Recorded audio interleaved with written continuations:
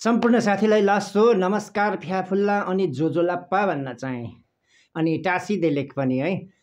साथीहरू हिजो 2082 साल मङ्सिर 18 गते मङ्सिर शुक्ल पूर्णिमा परेको थियो।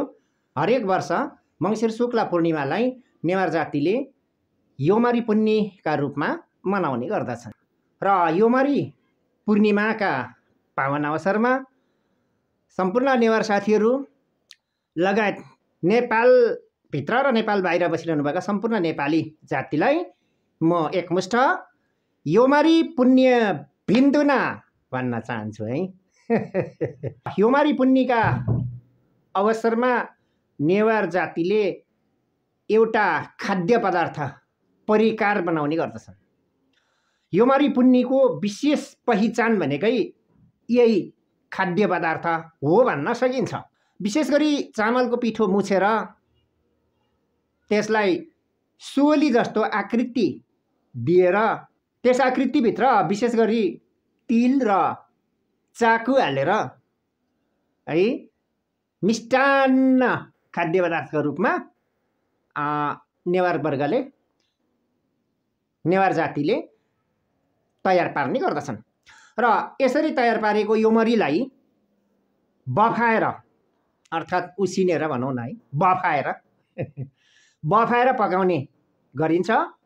अनि पाकिसकेपछि आलुको तरकारी अचारसँग तातो तातो योमरी खाने संस्कार छ नेवार वर्गमा। अनि मसँग पनि एउटा योमरी छ, हेर्नुहोस् है, यही हो योमरी। राम्रोसँग ध्यान दिएर हेर्नु होला। यो चामलको पिठोबाट तयार पारिएको योमरी हो र यसो हेर्दाखेरि शङ्ख जस्तो पनि देखिन्छ है र सोली जस्तो पनि देखिन्छ र यसभित्र चाहिँ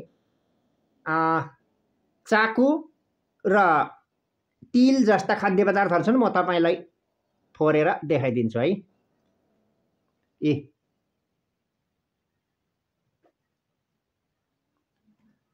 हेर्नुहोस् त, फोरेपछि यस्तो देखिन्छ है। चाकु भनेको यहाँहरूलाई थाहै छ होला, सक्खरबाट तयार पारिएको पदार्थ हो, खाद्य पदार्थ र यो खाँदा एकदम मिठो हुन्छ। हजुरहरूले योमरी खानुभएको छ कि छैन है? म चाहिँ खाँदैछु है त। एकदम मिठो छ।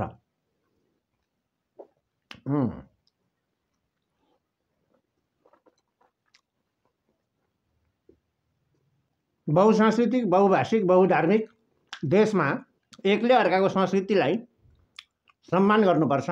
हामी सम्पूर्ण जात जातिका नेपालीहरू बिचमा वैमनस्य होइन, मैत्रीपूर्ण वातावरण कायम हुनुपर्छ। तब मात्रै हाम्रो देशको विकास सम्भव छ भन्ने लाग्छ। होस् त, पुनः एकपटक यहाँहरूलाई योमारी पुण्य भिन्दुना भन्दै म अहिलेको लागि छुट्टिएँ। लासो।